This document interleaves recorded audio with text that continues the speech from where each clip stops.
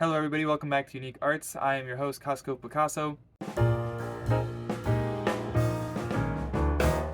Today we're just going to talk pretty briefly on the Diary of Vaslav Nijinsky. So, if you are someone who watches my channel, typically I don't talk too much about theater figures. I've done, I think, maybe a couple of things on theater briefly. And I actually have made a video on Vaslav Nijinsky's sister, Bronislava Nijinska, because she is relatively unknown. Nijinsky is quite a bit more famous than his sister, and if you aren't acquainted with Nijinsky, in fact, I think this is a fair enough introduction to him in the sense that if you are interested in psychology, you should read the Diary of Vaslav Nijinsky. If you're interested in Nijinsky himself, I would read some of his plays or read a biography on him. I know Buckle has a biography. I've read that.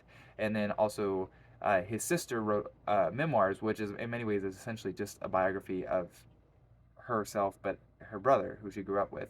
In fact, I would recommend that one. It's a bit more personable and intimate, written by his sister, of course, and you get a little bit into her background, I guess, into her mind as well. The Diary of Vaslav Nijinsky I would recommend for those who are interested in psychology, which is actually not my main interest, and I'm not going to dive too deeply into it. But the Diary of Vaslav Nijinsky is written over the course of a few weeks as this man, Nijinsky, descends into madness, into psychosis.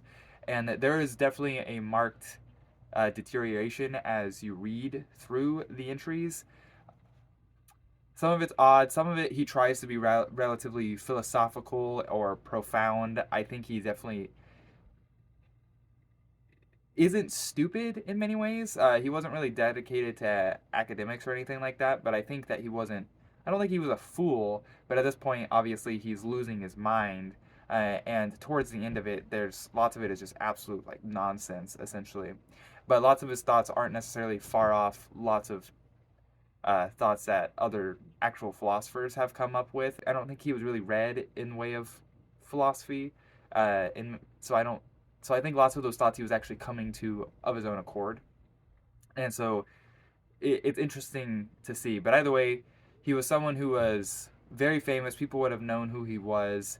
I know today lots of people aren't really acquainted with him. This would kind of be like, in many ways, okay, let's say someone who's super famous, like Harrison Ford or something like that, who's a bit older now, but most people know who he is, and like he descended into madness and he wrote about it. But like once Nijinsky like pretty much was considered like completely mad, he doesn't write. This only happens over the course of a few weeks, around his 30th birthday, I believe, and he spends the last half of his life not writing. Of course, he's just in and out. He's just in different institutions, but.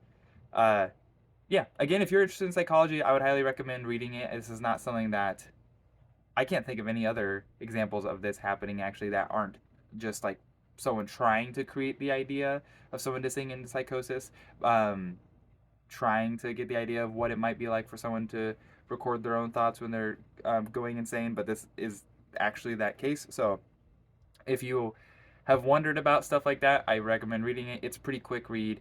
It's not heavily there are some edits. We know that his wife made some of it more bearable, I guess, for the public eye. So there are still some politically not like, well, not politically. There are still some not really family friendly topics that he talks about, but we know that she made herself look better in the light. Like he doesn't like she took out some of the stuff when he complained about her or what have you. In fact, some people accredit that maybe he really just started to descend into madness when he married her. Like that was one of the big triggers or whatever.